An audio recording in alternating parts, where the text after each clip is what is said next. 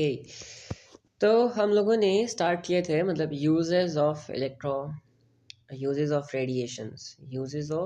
Radiations. हमने पढ़ा कि भाई इनके बड़े खतरे होते हैं, मतलब बहुत डेंजरस होते हैं इन रेडिएशंस के, लेकिन they are very useful as well. हम उनको बहुत जगह में यूज़ करते हैं इन रेडिएशंस को।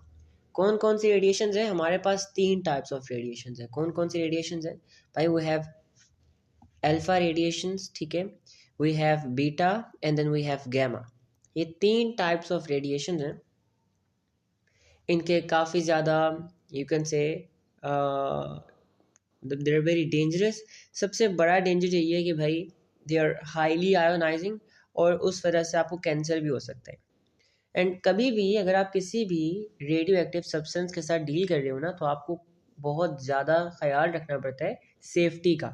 जैसे कि ये कि भाई डायरेक्टली रेडियो एक्टिव सब्सटेंस को फेस ना करो, बल्कि उसे एक लीड के बॉक्स के अंदर रखो, राइट। और वो साइड जो खुली हुई है ना, उसको अपनी तरफ मत करो, सिर्फ जीएम ट्यूब की तरफ करो जब आपने उसकी रीडिंग निकालनी हो, बस तब, ठीक है। फिर कभी भी हाथ से वो चीज़ ना उठाओ, रोबोटिक आर्म्स का यूज़ करो। फॉर एग्जांपल टोंग्स इन चिमटे जैसी चीज़ को, मतलब you can see over here, मतलब this thing is known as tong and this thing is known as a forcep. इन चीज़ का यूज़ करो। और जब भी आपने डायरेक्टली इंटरैक्ट करना हो किसी भी रेडियो एक्टिव चीज़ के साथ, तो एक शील्ड रख लो सामने। ओके, मेरे ख्याल से स्क्रीन शेयरिंग बंद हो गई है। क्या सबके लिए बंद हो गई है? Let me fix that.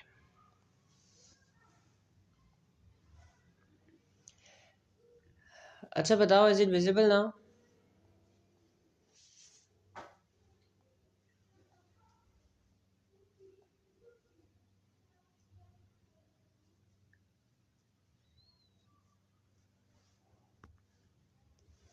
क्या अब विजिबल है? चलो ठीक है। और जब भी आप मतलब जो भी वर्कर्स होते हैं ना, जो न्यूक्लियर पावर स्टेशन में काम करते हैं, जो रेडियो एक्टिव सब्सटेंसेस के साथ जाके डील करते हैं, उनको एक प्रॉपर यूनिफॉर्म बनाया जाता है, ठीक है।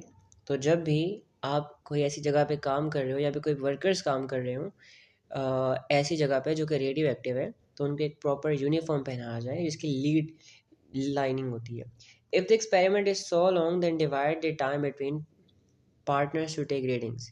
जैसे आप किसी चीज़ की, फॉर एग्जांपल आप किसी चीज़ की हाफ लाइफ निकाल रहे हो, राइट। हमने पढ़ा था ना हाफ लाइफ कैसे निकालते हैं। हाफ लाइफ निकालने के लिए आप क्या करते हो कि भाई रेगुलर टाइम इंटरवल्स पे आप रीडिंग्स लेते हो और फिर उसका ग्राफ बना लेते हो टाइम के साथ, और फिर उस ग्राफ के ज़रिए जो है अपना आप हाफ लाइफ निकालते हो, ठीक है। अब वो चीज़ ना रेडियो एक्टिव है। जैसे आपने 6 रीडिंग्स ली है, राइट। अब एक ही इंसान से वो 6 रीडिंग्स ना लो, मतलब ना उसको 6 रीडिंग्स लेने के लिए ना भेजो, बल्कि आप उस रीडिंग्स को डिवाइड कर दो। जैसे 2 रीडिंग ये इंसान लेगा, 2 रीडिंग ये इंसान लेगा, 2 रीडिंग ये इंसान लेगा, ताकि एक ही इंसान जो है वो बहुत ज़्यादा रेडिएशंस की डोज ना ले ले, राइट। अच्छा, फिर हमने पढ़ा था यूजेस ऑफ रेडिएशन।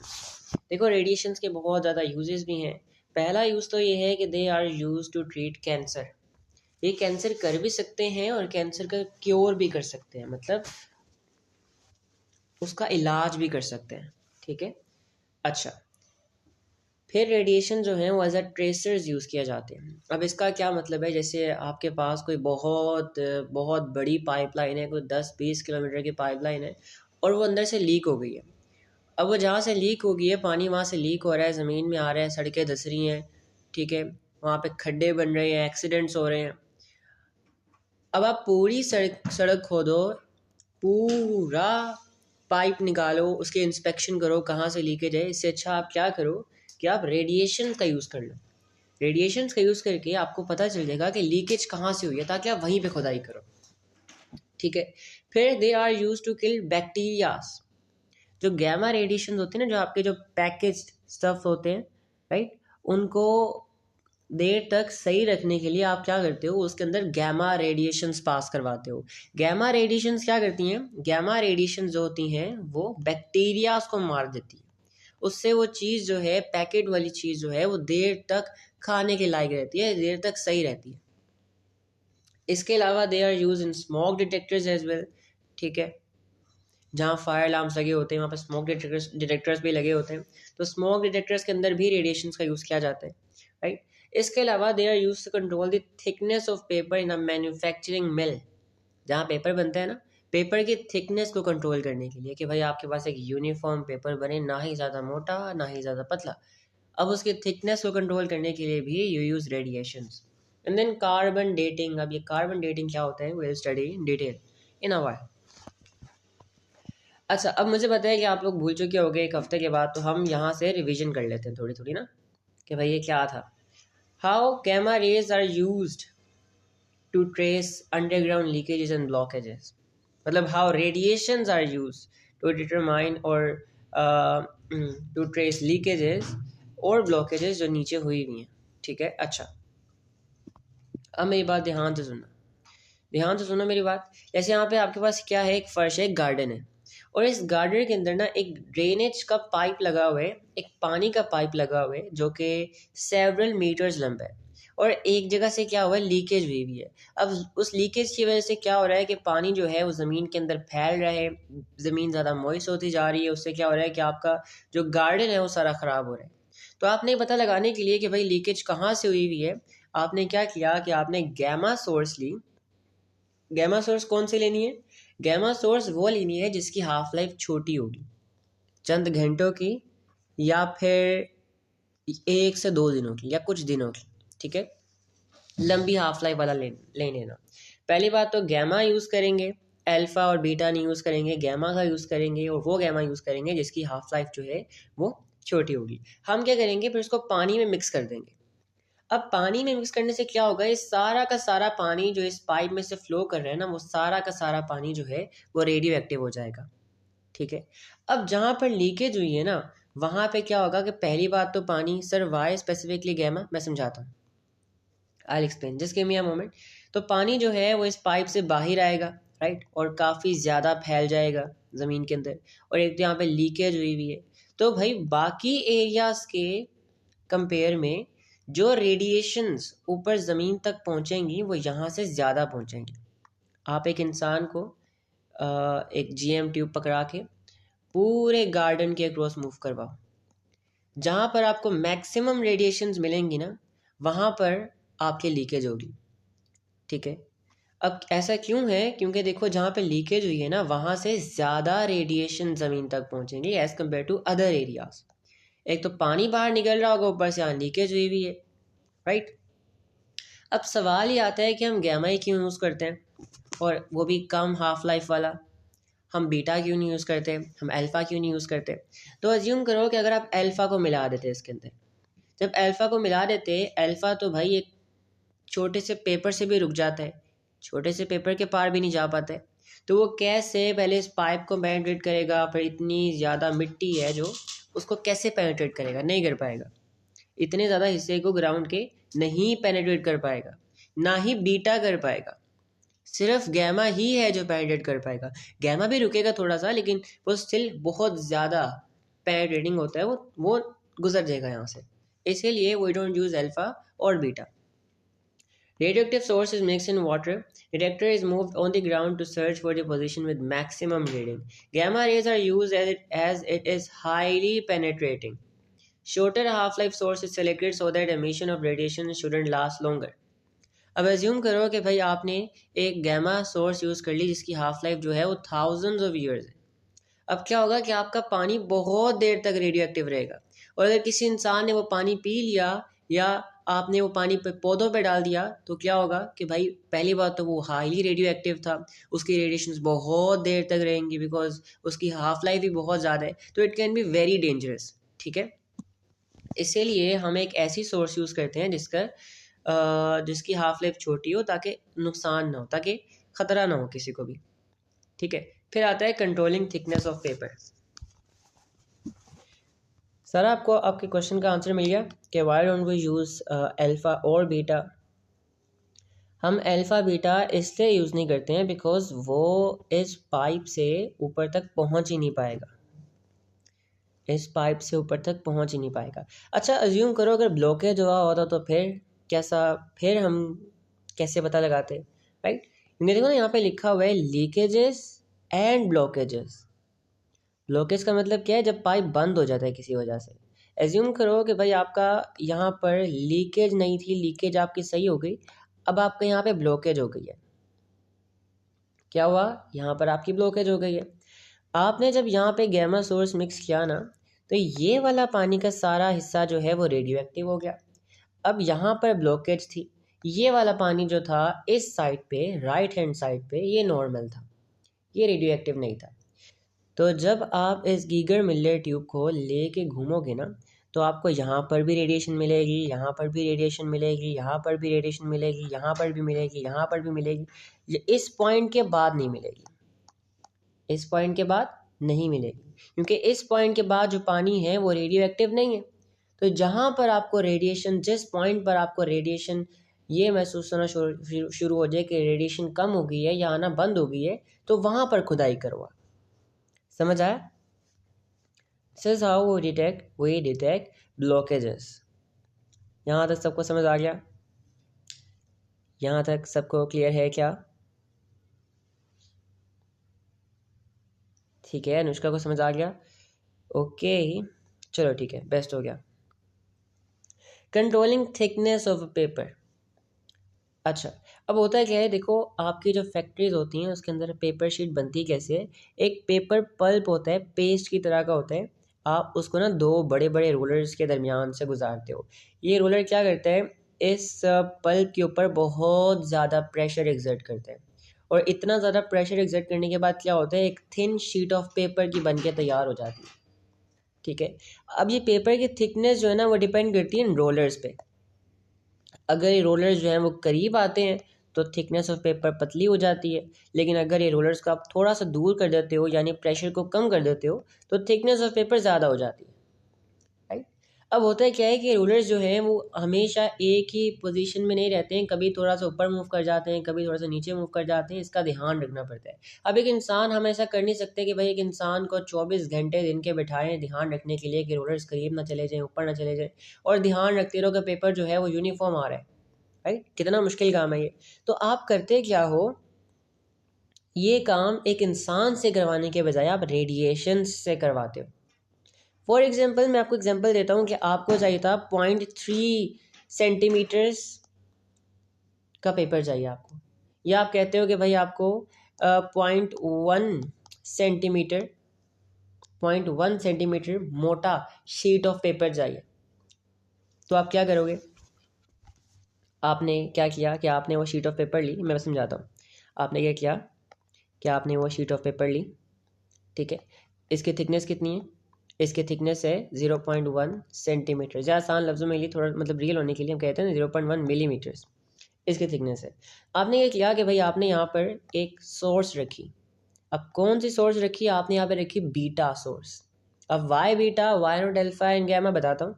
आपने क्या किया कि यहाँ पर आपने रख दिया एक गीगर मिलर ट्यूब, यहाँ पे आपने गीगर मिलर ट्यूब रख दिया, और आपने देखा कि यहाँ पे रीडिंग कितनी आ रही है। आपने देखा यहाँ पर रीडिंग आ रही है 200 काउंट्स पर मिनट, या काउंट्स पर सेकंड आसान कह लेते हैं चलो। यानी इसका मतलब ये है कि जब आप 0.1 मिलीमीटर्स का पेपर रख रहे हो दरमियान में, तो आपके पास जो रीडिंग आ रही है वो 200 काउंट्स पर सेकंड की आ रही है। इसका मतलब ये है कि जब जब आपके पास रीडिंग 200 काउंट्स पर सेकंड की आएगी, इसका मतलब ये है कि आपका पीस ऑफ पेपर जो है वो 0.1 मिलीमीटर मोटा है। ठीक है, अच्छा सबसे पहला सवाल ये है कि भाई बीटा तो पेपर्स को पास कर जाता है, तो बीटा क्यों यूज़ कर रहे हैं? तो देखो ये सोर्स पर डिपेंड करता है। हमने पढ़ा था कि बीटा को कंप्लीटली रोकने के लिए आपको कुछ मिलीमीटर मोटी एल्यूमिनियम की शीट चाहिए, लेकिन ये डिपेंड करता है सोर्स के ऊपर। कुछ पार्टिकल्स, कुछ सोर्सेज जो हैं मतलब वो हाई एनर्जेटिक बीटा पार्टिकल्स निकालते हैं, वो ज़्यादा फास्ट होते हैं। कुछ स्लो, कुछ कम एनर्जी वाले निकालते हैं, कुछ उससे भी कम एनर्जी वाले निकालते हैं, राइट। तो हम यहाँ पे एक ऐसी सोर्स यूज़ करते हैं जो अपने अंदर से बीटा पार्टिकल्स निकाले, बीटा एमिशन करे, लेकिन वो बीटा पार्टिकल जो है वो कम एनर्जी वाले हों, कि वो पेपर के ज़रिए रुक जाएं, कंप्लीटली नहीं, थोड़े से रुक जाएं, राइट। तो आपने क्या किया, जब आपने 0.1 mm शीट रखी तो आपने क्या हुआ कि थोड़े बहुत बीटा पार्टिकल जो थे वो रुक जाएंगे, बाकी पेनिट्रेट कर जाएंगे, राइट। तो भाई हमें यहाँ से अंदाज़ा हुआ कि जब आपके पास इतनी मोटी शीट रखी जाएगी दरमियान में तो आपके पास रीडिंग इतनी आएगी, ठीक है। अब आपने क्या किया कि आपने एल बीटा सोर्स रख दी, पीछे आपने रख दिया एक लीड के बॉक्स अंदर रख दिया, ताकि रेडिएशन जो है वो सराउंडिंग्स में जाके ज़ाया ना हो, सीधा गीगर मिलर ट्यूब के अंदर जाए, ठीक है। और आपने क्या किया कि आपने यहाँ पे इस रोलर को एडजस्ट कर दिया, इस रोलर को इस तरह एडजस्ट किया कि भाई आपके पास जो पेपर की थिकनेस है वो 0.1 mm की आ रही है, ठीक है। अच्छा, अब हुआ क्या, ये रोलर चल रहा था, इवेंचुअली हुआ ये कि ये रोलर जो हैं वो थोड़ा सा दूर हो गए, पहले से थोड़ा सा दूर हो गए। और जब ये रोलर्स दूर हुए ना तो हुआ क्या कि पेपर की थिकनेस बढ़ गई। क्या हुआ देखना ज़रा, पेपर की थिकनेस बढ़ गई,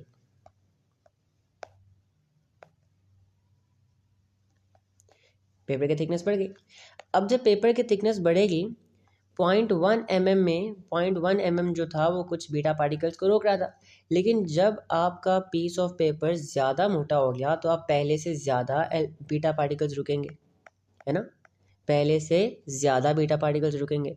उस वजह से होगा क्या कि आपकी रीडिंग में डिक्रीज़ आ जाएगा। आपकी रीडिंग एज्यूम करो 200 थी, अब 150 हो गई, राइट, 150 होगी। तो यहाँ से आपको अंदाज़ा हो गया कि क्या हुआ कि आपका जो पेपर है उसकी थिकनेस ख़राब हो गई है, 0.1 mm नहीं है, राइट। तो आप क्या करेगा कि भाई या तो यहाँ पे कोई बंदा बैठा होगा या फिर ये डायरेक्टली कंप्यूटर के साथ कनेक्टेड होगा और ये सिग्नल भेजेगा कंप्यूटर को, और कंप्यूटर क्या करेगा, वो सिग्नल भेजेगा इन रोलर्स को थोड़ा करीब करने का, और रोलर्स जो हैं दोबारा करीब हो जाएंगे, और तब तक करीब होंगे जब तक आपकी रीडिंग 200 वापस नहीं आ जाती, ठीक है। फिर एज्यूम करो कि आपका पेपर पहले से भी ज़्यादा पतला हो गया, आपका पेपर जो है वो पहले से भी ज़्यादा पतला हो गया, रोलर्स जो हैं वो ज़्यादा करीब आ गए, ज़्यादा प्रेशर एक्सर्ट कर रहे हैं, आपकी रीडिंग क्या होगी, आप पेपर क्योंकि पतला हो गया ज़्यादा रीडिंग्स पास कर पाएंगी, ज़्यादा अल्फा बीटा पार्टिकल जो है पास कर पाएंगे। तो एज्यूम करो कि आपकी रीडिंग यहाँ पर हो गई 200 से अबव चलेगी, ये होगी 220, ठीक है। तो फिर से ये सिग्नल भेजेगा कि रोलर्स को थोड़ा सा दूर हो जाओ, तब तक दूर हो जब तक रीडिंग जो है दोबारा 200 नहीं हो जाती, ठीक है। अच्छा, अब पढ़ लेते हैं। So paper pulp is passed through the rulers to obtain the required thickness of paper sheet. The reading on the GM tube is recorded. यानी जिस थिकनेस का पेपर चाहिए आप उसको GM ट्यूब के दरमियान रखोगे और दूसरी तरफ एक बीटा की सोर्स रखोगे और देखोगे कितनी रेडिएशंस पास कर पा रही हैं, कितना काउंटेड आपका आ रहा है, और आप उसको रिकॉर्ड कर लोगे, ठीक है। इससे आपको ये समझ आ गई कि जब भी आप इस थिकनेस का पेपर दरमियान में रखोगे तो ये रीडिंग आपके पास आएगी, राइट। अच्छा, अब होगा क्या कि जब आपका रोलर चल रहे होंगे, the approximately constant reading on the GM tube indicates that the thickness of the paper sheet is uniform, right. जब जब आपकी रीडिंग 200 आ रही होगी ना, आपको पता होगा कि भाई 201 या 202 या 198 इतना थोड़ा बहुत ऊपर नीचे होता रहता है, राइट। अगर कॉन्स्टेंट अप्रोक्सीमेटली कॉन्स्टेंट रीडिंग आ रही है, इसका मतलब ये है कि जो शीट ऑफ पेपर बन के आ रही है उसकी थिकनेस 0.1 mm ही है, सेम ही है, चेंज नहीं हो रही है। लेकिन the decrease in the reading indicates the paper is thicker than required. अगर रीडिंग में डिक्रीज आ रहा है इसका मतलब ये है ज़्यादा बीटा पार्टिकल्स रुक रहे हैं, और ये कब होगा, जब पेपर ज़्यादा मोटा हो जाएगा, राइट। इसको सही करने के लिए क्या होगा कि भाई वो सिग्नल भेजेगा कि भाई रोलर्स को थोड़ा सा और करीब आओ, थोड़ा ज़्यादा प्रेशर लगाओ, ताकि आपका जो थिकनेस है वो दोबारा नॉर्मल हो सके।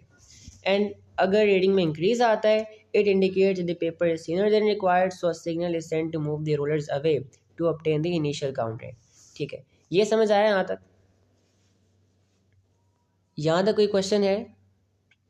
अनुष्का, मरियम, सारा?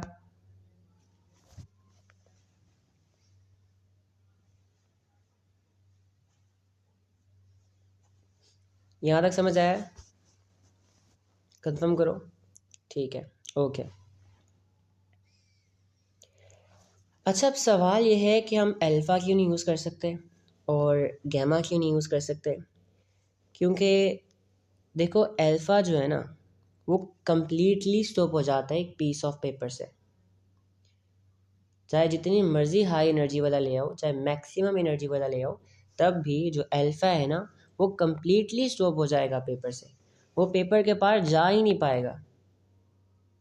तो हम रीडिंग में डिफरेंस कैसे निकालेंगे और कैसे पता लगाएंगे कि भाई थिकनेस बढ़ रही है या कम हो रही है? And why can't we use gamma? Because gamma बहुत ज़्यादा पेनिट्रेटिंग होता है। पेपर जो है ना, वो उसके सामने कुछ भी नहीं है। अगर गैमा अपने अंदर से फॉर एग्जांपल 500 काउंट्स पर सेकंड की रेडिएशन एमिशन कर रहा है ना, तो पेपर से कोई इफेक्ट ही नहीं होगा, सारी की सारी GM2 तक पहुंच जाएंगी। Can not be use as they are highly penetrating and will have no effect and will not have any effect as the thickness of paper changes. और अगर पेपर की थिकनेस चेंज भी हो जाती है ना, तो कोई इफेक्ट नज़र ही नहीं आएगा, वो सेम ही रहेगी रीडिंग। तो हम बता नहीं सकते कि भाई पेपर मोटा हो रहा है या पतला हो रहा है। समझ आया यहाँ तक? ये समझ आया कि why don't we use alpha and gamma?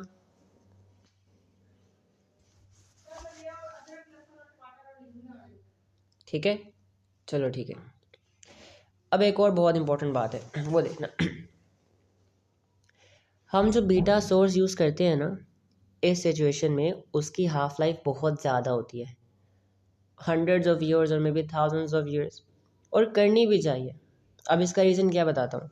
देखो, beta source with longer half life is used because, अब मैं आपको एग्जांपल देता हूँ एक, मैं आपके ना एक बहुत मज़े की एग्जांपल देता हूँ। तो यहाँ पे दो सिनेरियोज है आपके पास, दो सिनेरियोज आपके पास। एक जगह आप बीटा पार्टिकल यूज़ कर रहे हो जिसकी हाफ लाइफ है 2 डेज, और एक जगह आप बीटा पार्टिकल यूज़ कर रहे हो जिसकी हाफ लाइफ है 2000 ईयर्स, राइट। अब एज्यूम करो कि इनिशियली इसका काउंट रेट भी 500 काउंट्स पर सेकंड था और इसका काउंट रेट भी 500 काउंट्स पर सेकंड था। जब आपने इन दोनों के दरमियान जो है वो 0.1 mm मोटी पेपर की शीट रखी, 0.1 mm पेपर की शीट रखी। अच्छा, अब 2 दिन बाद क्या होगा? आफ्टर 2 डेज, 2 दिन बाद क्या होगा? 2 दिन बाद ये होगा कि बीटा जो है, क्योंकि उसकी हाफ लाइफ 2 डेज थी, तो वो कितने रह जाएंगे? 2500 250 काउंट्स पर सेकंड रह जाएंगे, राइट। और इसका जो है भाई कोई इफेक्ट ही नहीं होगा, मतलब बहुत बहुत बहुत कम होंगे, मतलब ना होने के बराबर 500 ही रहेंगे, क्योंकि इसकी जो है वो बहुत लंबी है। इसकी जो you can say half life है बहुत लंबी है, तो अप्रोक्सीमेटली 500 ही रहेंगे, कोई इतना बड़ा इफेक्ट नहीं आएगा। ठीक है, अब देखो हुआ क्या कि आपकी रीडिंग जो है पहले 500 थी, अब 250 रह गई।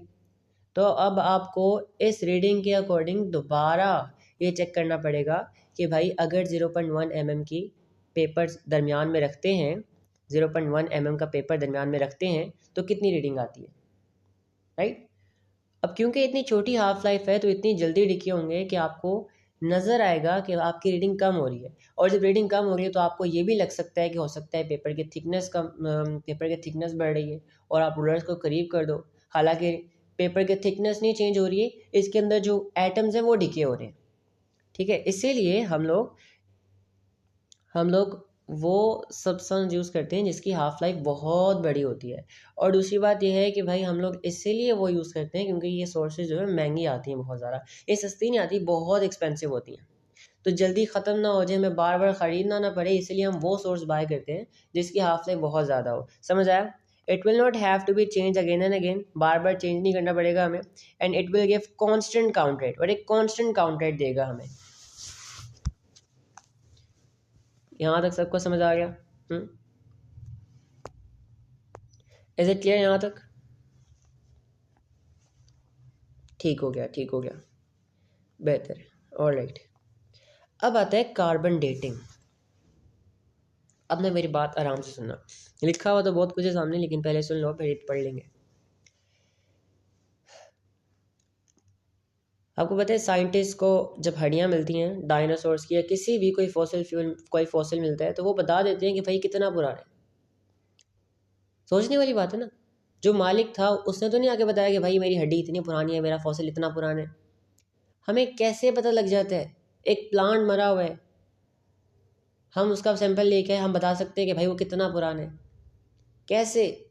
This is because of carbon dating. A process known as carbon dating is use to figure out कि एक चीज़ कितनी पुरानी है।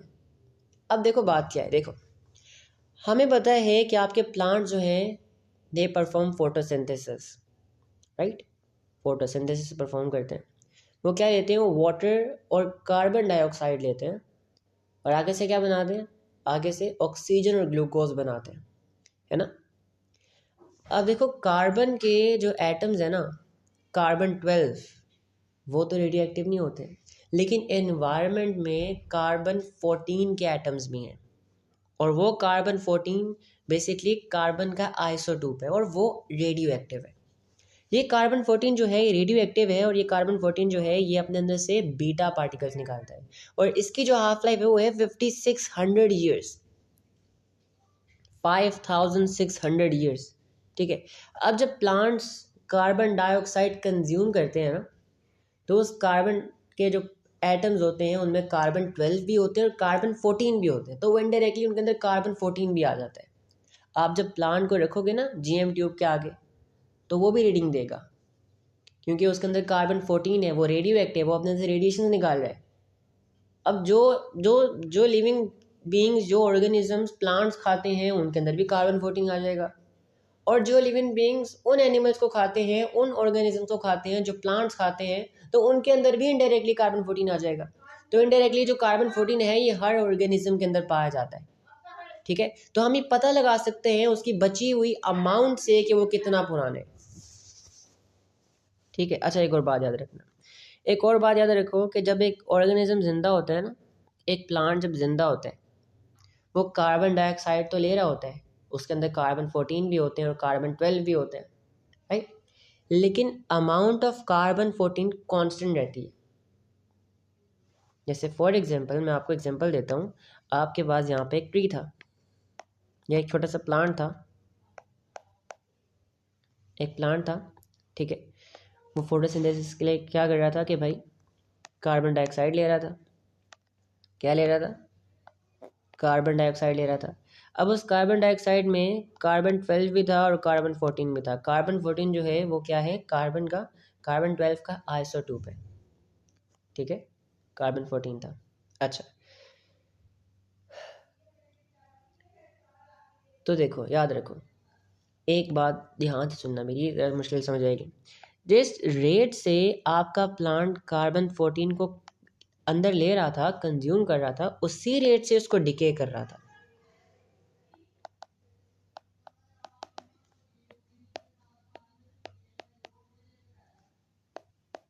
ठीक है।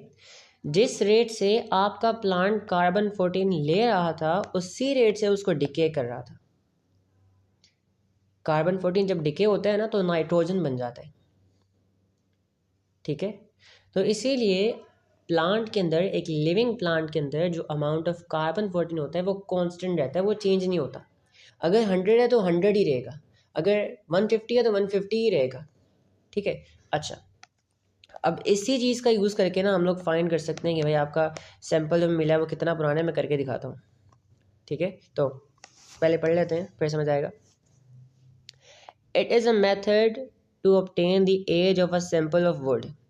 While the plants perform photosynthesis, they take CO2 and some of them are the isotopes of carbon known as carbon 14. Carbon 14 is radioactive. It emits beta particles and have a half-life of 5600 years. So everything that consumes plants or the animals that animals consume animals that eat plants, sorry, that eat plants all have carbon 14 inside them. When an organism is alive, the amount of carbon 14 remains constant. क्यों? क्योंकि जितना amount में वो अंदर ले रहे होते हैं ना, जिस रेट पे वो कंज्यूम कर रहे होते हैं कार्बन 14 को, उसी रेट पे वो कार्बन 14 को डिके भी कर रहे होते हैं। लेकिन जब एक ऑर्गेनिज्म मर जाता है तो अब वो लेगा नहीं अंदर, सिर्फ रिलीज करेगा, सिर्फ डिके होगा उसके अंदर से, ठीक है। The carbon 14 inside remains to starts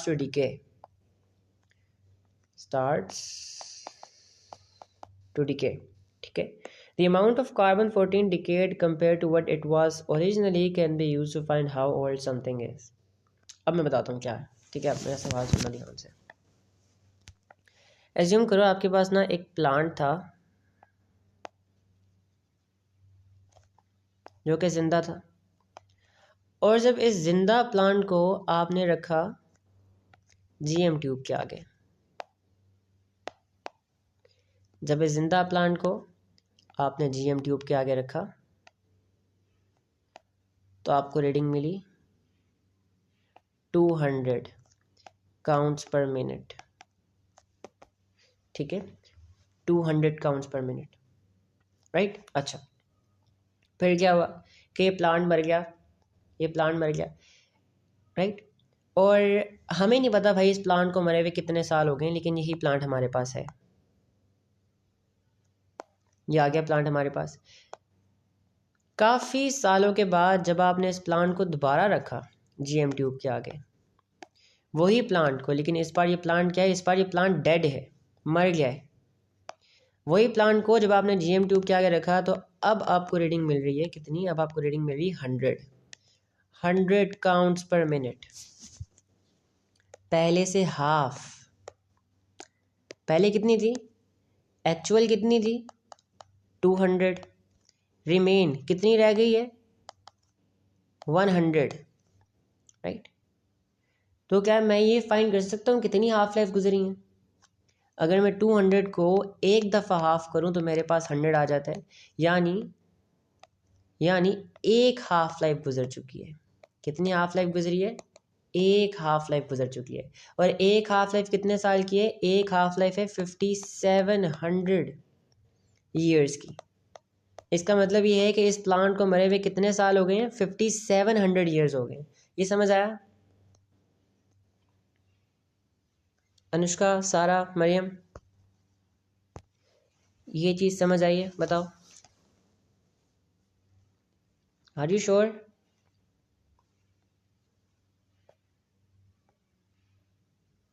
okay, अच्छा लिसन क्लोजली। इस क्लास को एंड होने में तकरीबन 1 मिनट रह गया, तो मैं खुद एंड कर रहा हूँ इसको, एंड आप लोग क्या करो, लिंक नंबर 2 से ज्वाइन करो, ठीक है।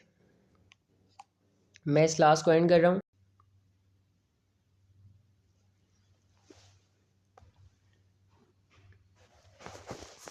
अगर किसी ने सॉल्व कर लिया है तो मुझे आंसर बता दो, शाबाश।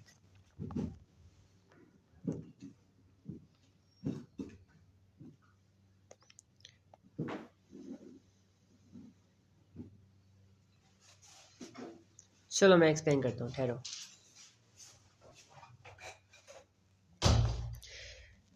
मुझे लगता है कि आप लोग कॉन्सेप्ट्स भूल गए हो। चलो साथ कॉन्सेप्ट्स रिवाइज करते हैं और पहला सवाल मैं सॉल्व करता हूँ। सवाल ये कह रहा है कि N isotope P is radio active. एक पी है, एक आइसोटोप पी है और वो रेडियो एक्टिव है। उसकी हाफ लाइफ है 7 ईयर्स। क्या हाफ लाइफ है उसकी? 7 ईयर्स। एक सैंपल था, इनिशियली उसके अंदर 0.16 kg ऑफ पी है, राइट। एक सैंपल था, उसके अंदर 0.16 kg ऑफ पी मौजूद है। After how long with sample contain 0.0020 kg of P. कितने टाइम के बाद उसके अंदर जो पी का मैस है, उस सब्सटेंस के अंदर जो पी का मैस है वो इतना रह जाएगा। हमें पता है कि हाफ लाइफ के बाद सिर्फ number of parent nucleases half नहीं होते हैं, काउंट रेट भी हाफ हो जाता है, मैस ऑफ पेरेंट न्यूक्लियाई वो भी हाफ हो जाता है, राइट। और क्या क्या हाफ होता है, आयोनाइजिंग इफेक्ट भी हाफ हो जाता है, काउंट रेट भी हाफ हो जाता है ना। तो सबसे पहला हमारा गोल ये है कि we have to find number of half lifes. क्या फाइंड करना है? नंबर ऑफ हाफ लाइफ्स, कितनी हाफ लाइफ गुजरी हैं। कितनी दफ़ा हाफ करेंगे 0.16 kg को तो हमारे पास 0.00220 kg आ जाएगा। Let's find out. तो 0.016 kg है आपके पास P का मैस इनिशियली कितना मैस है 0.016 kg। एक हाफ लाइफ के बाद, ओके सारा का आंसर शायद सी है, चलो देखते हैं। एक हाफ लाइफ के बाद मैस कितना हो जाएगा 0.08 kg, है ना, ठीक है, मानते हो। दो हाफ लाइफ के बाद कितना हो जाएगा 0.02 kg, सॉरी ये 0.008 था, 0.008 kg। दो हाफ लाइफ के बाद ये मैस कितना रह जाएगा 0.008 kg का हाफ 0.002 kg। क्या हमारा मैस पहुंच गया जितना हमें चाहिए था? क्या हमारा मैस 0.0020 kg हो गया? और ये मैस कितनी हाफ लाइफ के बाद हुआ है? ये मैस हुआ है दो हाफ लाइफ के बाद। एक हाफ लाइफ कितने की है? एक हाफ लाइफ है 7 साल की, तो दो हाफ लाइफ कितनी होंगी? दो हाफ लाइफ होंगी 14 ईयर्स की। समझ आया? वो कहना ये चाह रहे हैं कि इनिशियली शुरू में जो सब्सटेंस पी था, जो रेडियो एक्टिव आइसोटोप पी था, उसका मास था 0.016 kg, ठीक है। और कुछ टाइम के बाद उसका मास हो गया 0.0020 kg, मतलब 2 kg। अब वो कह रहे हैं कितनी देर के बाद इसका मास इधर से इधर आ जाएगा। तो पहले हमने निकाला कितनी हाफ लाइफ गुजरी है, राइट, क्योंकि हमें पता है कि भाई हाफ लाइफ में सिर्फ number of parent nucleus half नहीं होते हैं, बल्कि पेरेंट एलिमेंट का मास भी हाफ हो जाता है। पेरेंट एलिमेंट का मास भी हाफ हो जाता है। ओके आई गेस नेट का मसला है, ठहरो। Can you guys hear me? मेरी आवाज़ आ रही? ठीक है। आई गेस इंटरनेट की वजह से डिस्कनेक्ट हो गया था। तो मैं ये कह रहा था कि देखो इनिशियली पी का मास ये था, लेकिन कुछ टाइम के बाद पी का मास ये हो गया। कितनी दफ़ा हम इस मास को हाफ करें कि हमारे पास ये मास आ जाएगा? हमने 2 दफ़ा हाफ किया, तो कितनी हाफ लाइफ गुजरी हैं? 2 हाफ लाइफ गुजरी हैं जब हमारा मास 0 point, sir second half life के बाद it would be, O yes I am sorry, ठीक है, thanks for figuring it out. ये 0.4 हो जाएगा, बहुत अच्छा है, ठीक है। 3 हाफ लाइफ के बाद ये मैच रह जाएगा 0.002 kg, शाबाश। तो 3 हाफ लाइफ कितने साल की होगी? 3 हाफ लाइफ होगी आपके पास 21 ईयर्स की। तो यहाँ से आपके पास आंसर आ गया सी। मैं बेसिकली आज I am not feeling well today, मेरा बहुत सर दर्द हो रहा है, इस वजह से थोड़ा सा ख्याल रखना, ठीक है। अगर मैं कुछ के लिए एडिट कर दूँ तो मुझे बता देना। नेक्स्ट सवाल आ जाओ। अच्छा ये वाला सवाल सबको समझ आ गया?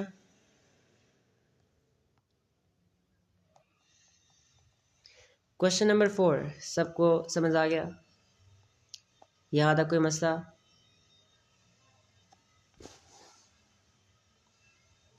ठीक है, सबसे कंफर्मेशन चाहिए। सारा, अनुष्का, अनुष्मिया, मरियम, ठीक हो गया। अगला सवाल देखो, अगला सवाल देखो। Carbon 14 is a natural radioactive isotope of carbon and is present in all living things. It has a half-life of 57,000 years. एक हड्डी मिली है, how old is a bone that is found to have 1/4 of the natural portion of carbon 14. ठीक है, यानी यहाँ पर ये कहा जा रहा है कि आपके पास एक हड्डी मिली है,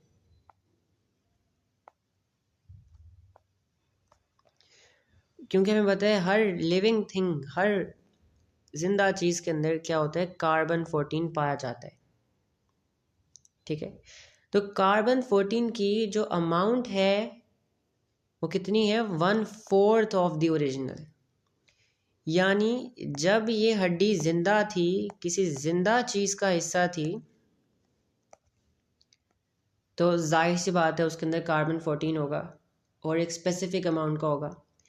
लेकिन अब इस हड्डी के अंदर जो कार्बन 14 पाया जा रहा है वो ओरिजिनल से 4 टाइम्स कम है, 1/4 है उसका। क्या है? 1/4 है, राइट। तो हम कह रहे थे इनिशियली में 1 था, है ना, इनिशियली 1 था और अब 1/4 रह गया। हम हिस्से की बात करें, ठीक है। तो हमने पहले ये देखना है कि how many half lives have been passed, कितनी हाफ लाइव्स गुजरी हैं, कितनी हाफ लाइव्स गुजरी हैं। तो 1 को कितनी दफ़ा हाफ करेंगे कि आपके पास 1/4 आएगा? पहले चलो एक दफ़ा हाफ करते हैं। एक दफ़ा हाफ किया तो 1/2 आ गया, फिर 2 दफ़ा हाफ किया, ऐसे कर लेते हैं, एक दफ़ा हाफ किया तो 1/2 आ गया, ठीक है। हाँ, जब 2 दफ़ा हाफ किया तो 1/4 आ गया।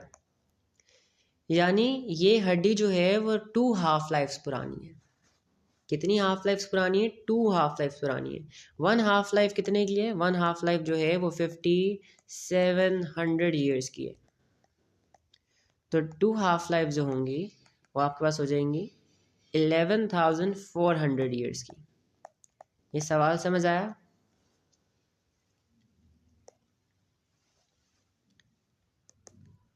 यहाँ पर आपका आंसर है बी। क्या सबको ये समझ आया? अगर नहीं आया तो बताओ, मैं दोबारा समझा देता हूँ।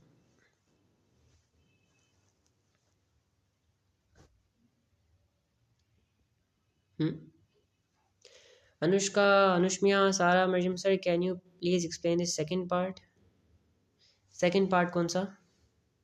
आफ्टर 1/4। ठीक है, मैं बताता हूँ। देखो, सारा बात यह है कि जब ये हड्डी हड्डी ज़िंदा होगी तो जाहिर सी बात है इसके अंदर एक स्पेसिफिक अमाउंट ऑफ कार्बन 14 होगा, है ना। अब वो ये कह रही है कि जब इनको ये हड्डी मिली ना, तो इसके अंदर अपनी ओरिजिनल अमाउंट से, अपनी ओरिजिनल अमाउंट का 1/4 हिस्सा मौजूद था। कितना हिस्सा मौजूद था? या फिर आसान लफ्ज़ों में ये कह लो कि 100% था ना, पहले 100% था ना जब ये हड्डी जिंदा थी। अब 25% हिस्सा मौजूद है। 1/4 को हम ये कह सकते हैं 25% मौजूद है। तो हमने ये देखना है कि भाई कितनी दफ़ा आपका ये कार्बन 14 की अमाउंट हाफ हुई है, तब से लेके अब तक 2 दफ़ा हाफ हुई है। पहले अगर 1 थी तो अब 1/4 है, तो कितनी दफ़ा हाफ हुई है? 2 दफ़ा हाफ हुई है, यानी 2 हाफ लाइफ्स गुजर चुकी हैं। एक हाफ लाइफ है 5700 ईयर्स की, तो 2 हाफ लाइफ्स कितनी देर की होंगी? 5700 प्लस 5700, 11,400 ईयर्स। समझ आया?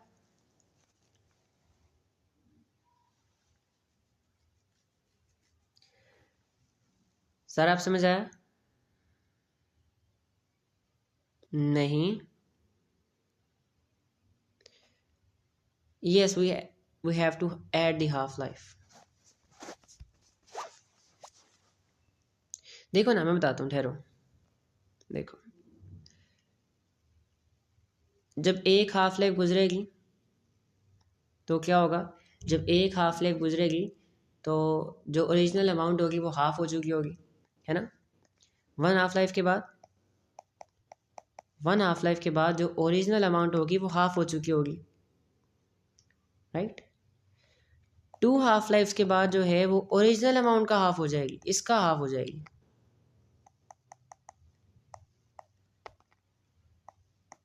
1/4, है ना। एक हाफ लाइफ अगर 5700 ईयर्स की है तो 2 हाफ लाइफ कितनी होंगी? 5700 प्लस 5700, ठीक है। अच्छा, मरियम, ज़ारा, आप लोगों को समझ आया?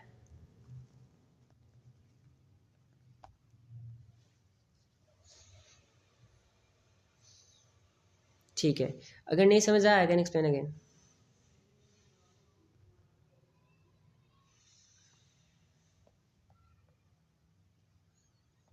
ठीक हो गया।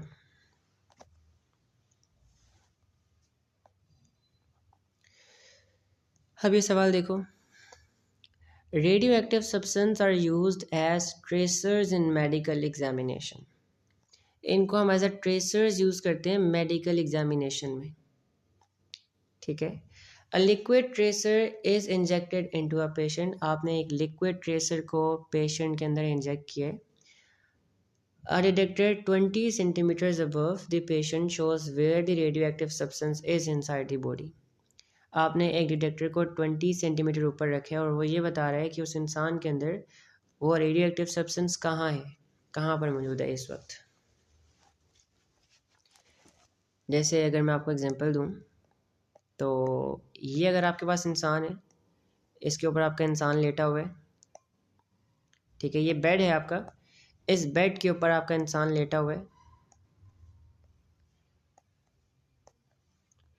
और इसके 20 सेंटीमीटर्स ऊपर, कितने ऊपर, 20 सेंटीमीटर्स ऊपर आपने एक डिटेक्टर लगाया हुआ है।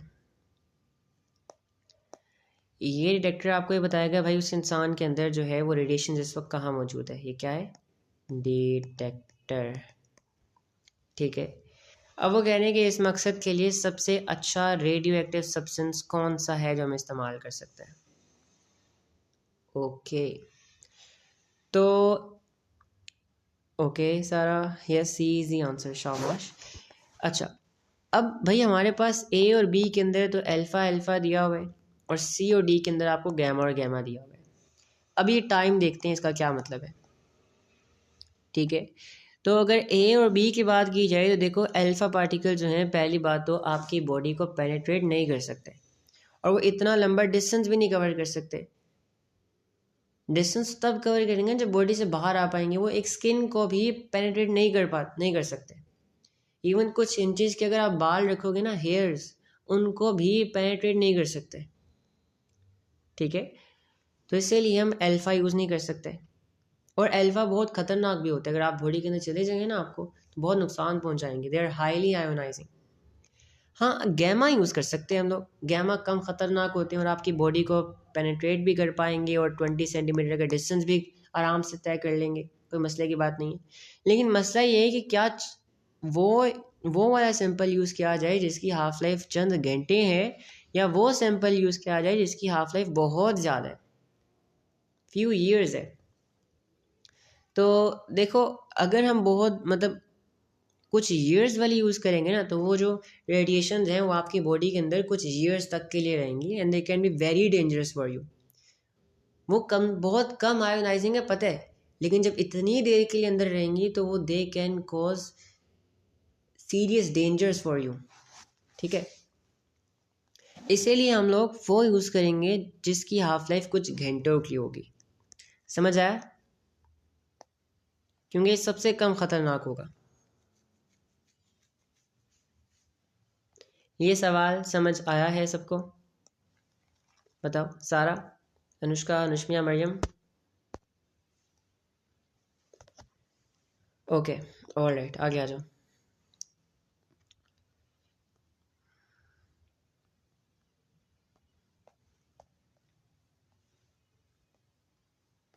ठीक हो गया।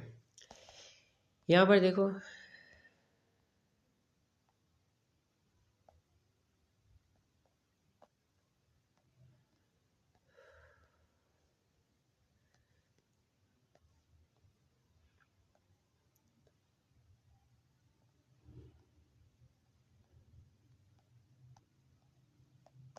ओके, ये सवाल कहता है a radio active isotope of hydrogen has a half life of 12 years. एक हाइड्रोजन का आइसोटोप है, वो रेडियो एक्टिव है और उसके जो हाफ लाइफ है वो 12 साल है। A sample contains 40 million atoms of this isotope. एक सैंपल है उसके अंदर 40 मिलियन एटम्स हैं इस आइसोटोप की। How many atoms of this isotope are left after 24 years. Okay Anushmiya, देखते हैं 24 ईयर्स के बाद कितने एटम्स बचेंगे हाइड्रोजन के। तो सबसे पहला स्टेप तो ये है कि हमें ये देखना है कितनी हाफ लाइफ गुजरी है।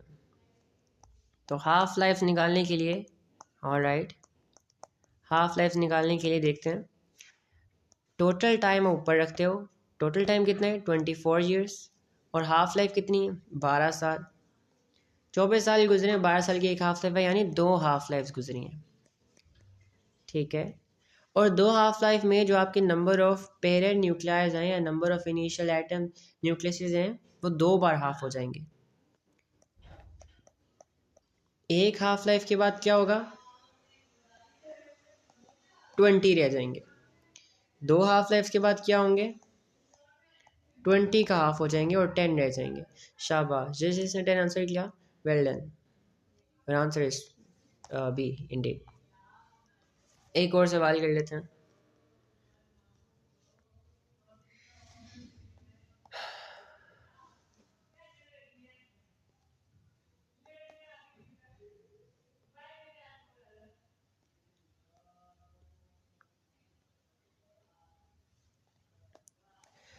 A sample contains atoms of an isotope that has a half-life of 7.2 years.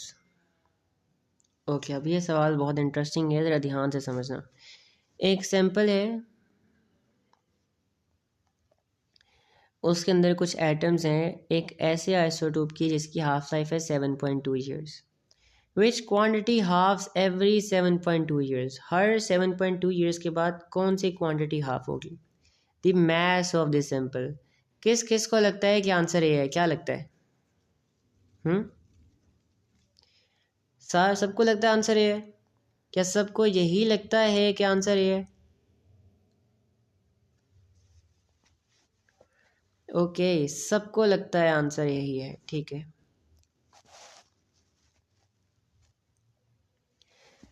फिर सी का क्या ख्याल है? क्या सी आंसर नहीं हो सकता? The number of atoms of the isotope.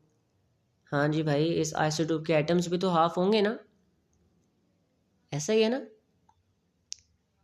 तो फिर ए नहीं हो सकता आंसर? ए क्यों नहीं आंसर? क्या ख्याल है? अब ऐसा तो हो नहीं सकता, 2 आंसर्स हैं। तो देखो मेरी बात सुनो, हमने ये पढ़ा था ना, देखो अगर आपके पास ये एक एलिमेंट है, ये एक सैंपल है जो कि रेडियो एक्टिव है, ये एक सैंपल है जो कि रेडियो एक्टिव है। मैं जस्ट एन एग्जांपल के लिए बता रहा हूँ, जस्ट फॉर एन एग्जांपल में बता रहा हूँ। ठीक है, जस्ट फॉर एग्जांपल में बता रहा हूँ। आपके पास क्या है कि उस आइसोटोप का नाम, उस आइसोटोप का नाम मैं दे देता हूँ पी, उसको मैं नाम, because it says about the atoms. Okay, बात तो सही है, लेकिन मैथ्स क्यों नहीं? मैथ्स क्यों नहीं, ये ज़रा समझो डिटेल में। तो अज्यूम करो शुरू में क्या था कि भाई इसके अंदर थे अराउंड 40 मिलियन एटम्स। कितने एटम्स थे? 40 मिलियन एटम्स थे, और सारे के सारे जो थे वो किसके एटम्स थे? वो आइसोटोप पी के एटम्स थे। अच्छा, एक हाफ लाइफ के बाद क्या होगा सोचो, ये सारे पी थे। एक हाफ लाइफ के बाद क्या होगा? एक हाफ लाइफ के बाद जो है नंबर ऑफ एटम्स हाफ हो जाएंगे, है ना? नंबर ऑफ एटम्स जो है वो हाफ हो जाएंगे। पहले अगर पी के अंदर 40 मिलियन एटम्स थे तो अब 20 मिलियन एटम्स रह जाएंगे पी के, राइट? कितने एटम्स रह जाएंगे? 20 मिलियन एटम्स रह जाएंगे।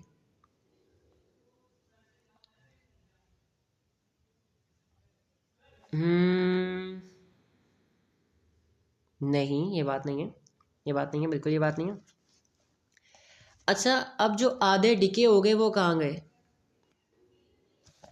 जरा सोचो, जो आधे पार्टिकल्स, जो आधे एटम्स डिके हो गए हैं वो गायब तो नहीं हो गए ना? अब वो किसी और एलिमेंट के एटम्स बन गए हैं, अब वो डॉटर बन गए, उनके उन सब के प्रोटॉन नंबर चेंज हो गए हैं, और क्योंकि प्रोटॉन नंबर चेंज हो गए हैं वो किसी और एलिमेंट को बिलोंग करते हैं। तो हमने एग्जांपल ले ली कि भाई उस एलिमेंट का नाम है, उस एलिमेंट का नाम है एक्स, राइट?